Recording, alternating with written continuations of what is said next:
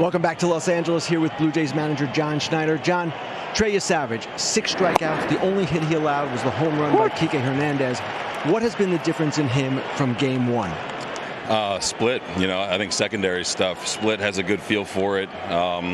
And again, it's a totally different look when that pitch is on, when you're seeing a guy again in the same series. But just the one mistake heater to Kike, the kind of leak back fastball, but his split and his slider have been really good. David Schneider led off this game with a first pitch home run. He is something of a unique character. What would you like people to know about him? That he's a blue collar guy. He's never had anything given to him, never a big prospect. So he's earned everything he's gotten. He's been down to the minor leagues this year. He's kind of figured out what works for him, and he's a really likable guy. And I think his teammates have really kind of grasped onto him a little bit. George Springer, what is the latest?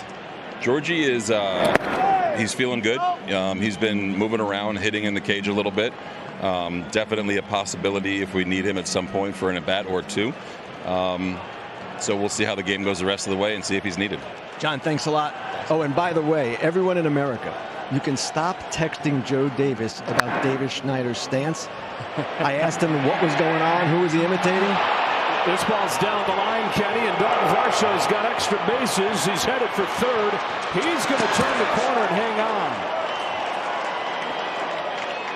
So I asked him, all right, who are you imitating tonight? And he said, oh, it's my own stance from the minor leagues. So the answer to who David Schneider is mimicking tonight is David Schneider. All right, going back to an old swing of his. This play here, you're going to want to redo. When you go to dive and you can't stop it or catch it, it's a triple.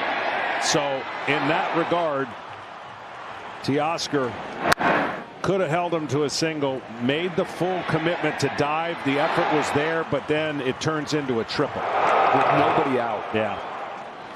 That's the tough part. That's the decision outfielders have to make. Ball on Ernie Clement. And this is another gap in this series. We mentioned the Blue Jays have not made an error in their last 9 games. That's not going to show up as an error, and neither is Betts' play last inning, and that didn't bite him, but Dodgers not tight on defense.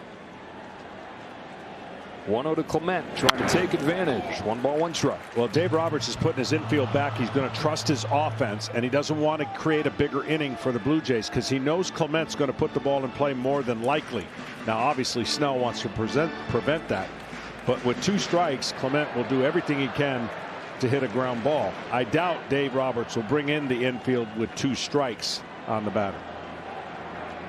Snell to the plate. Clement lines the ball to center field. Kike Hernandez makes the catch. Here comes Varsho. Hernandez's throw flat-footed, has no chance, and the Blue Jays take advantage of the defensive misplay to make it 3-1.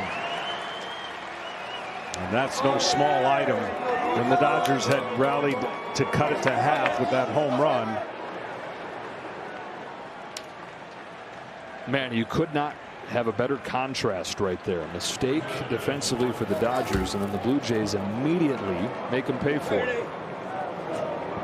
This was aided right here, but this has been part of their damage all postseason, putting pressure on immediately, getting the leadoff guy on at an all-star rate as a team.